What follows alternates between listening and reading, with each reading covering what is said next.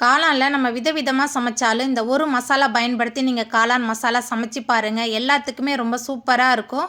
அதுக்கு 1 table spoon தனியா, 2 காய்ந்த மிளகாய், கொஞ்சமாக கருவேப்பிலை சேர்த்துட்டு வறுத்தரலாம். வறுபட்ட பிறகு 1 டேபிள் ஸ்பூன் மிளகு, 1 டேபிள் ஸ்பூன் சோம்பு, 1 டீஸ்பூன் சீரகம் சேர்த்து நல்லா வறுபட்ட பிறகு அடுப்பை ஆஃப் பண்ணிவிட்டு ஆற வச்சிடலாம். ஆறுனதுக்கப்புறம் மிக்சியில் மாற்றிட்டு 1/4 டீஸ்பூன் கரம் மசாலா, 1 டீஸ்பூன் மஞ்சத்தூள் சேர்த்துட்டு கொரன்னு அரைச்சி தனியாக எடுத்துக்கலாம்.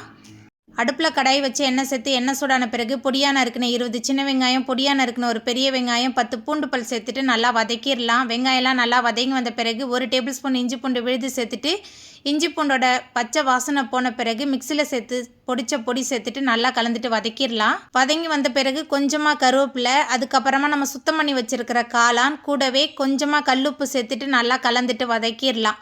நம்ம சேர்த்த காளான் மசாலா எல்லாமே சேர்ந்து நல்லா கலந்து வதங்கணும். நல்லா வதக்கிடலாம். தண்ணிலாம் எதுவுமே சேர்க்க வேணாம், ஏன்னா காளானை தண்ணி விடும்.